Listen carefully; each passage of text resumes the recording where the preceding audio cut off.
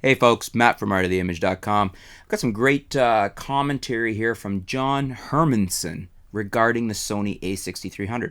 John gives a detailed explanation of why to hold off on the Sony a6300. So contrary to what a lot of what we're seeing right now is why you should buy it, John's got a pretty good explanation of why you shouldn't, why you should take a pass or at least hold off on the Sony a6300.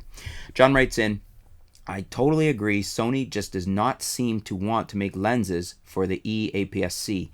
I think they just consider it a beginner camera with users that are not opt to buy lenses. At the same time, it does not have touch shutter or touch to focus, touch to shoot, which is important for beginners, also video folks. Sync speed, not a killer. I think the grip is fine, but the a6300 sure could take some cues from the Panasonic GX8, for example. With great touch LCD, with full touch menu and display controls, as well as touch shutter and touch to focus, the many function buttons and many soft function buttons. I am amazed that after all this time that there are not more improvements on the body. I have had the NEX5N and NEX7 and A6000 from the day they came out, and yes, nice sensors and IQ, but it took a while for the few lenses to come out, and now there have not been any new lenses for a while, and none on the way that I have heard of.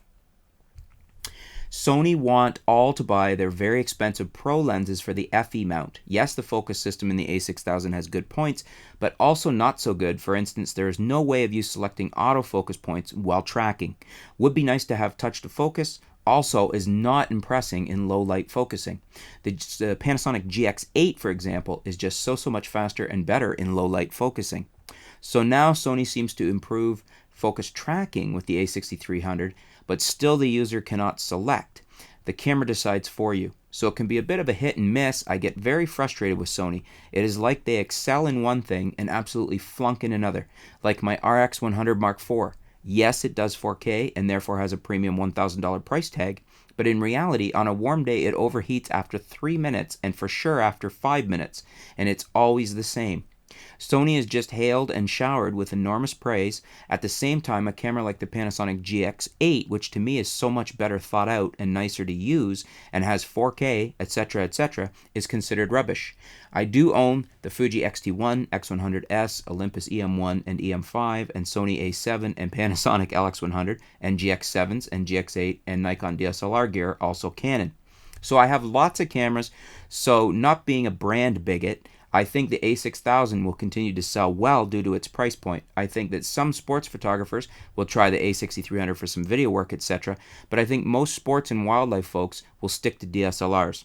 I think many were expecting IBIS, and more, so I'm holding off, except it turns out to be awesome in tracking AF in all respects, which the A6000 is not, but was hyped up to be. So, that's some really great feedback here from John, some carefully thought out response and constructive thoughts on the a6300 and why he decides to hold off, why he's decided to hold off on it. Really interesting that someone like John, who owns all these other cameras, could shoot with just about anything, it sounds like. And it's just interesting to hear how much more he likes the GX8 and thinks it's much more thought out as a camera than the a6300 is. Also interesting when he's got all these other cameras, how a lot of what some people consider little things like the touchscreen and touch to focus and things like that, how that's a big point for him. I know I agree because it is for me as well. I wouldn't want to give that up. I have it on my G7. So great feedback from John Hermannson. What do you guys think? Do you agree with John's points? Is there some that you agree with more and not so much others? Leave some comments below. Let's discuss John's feedback. Took some time here to give us some thoughtful feedback and insight into the a6300. Thanks very much, John. Looking forward to you folks, your comments and reading those and seeing what you think about John's feedback. And thanks for tuning in. We'll be back soon here at artoftheimage.com.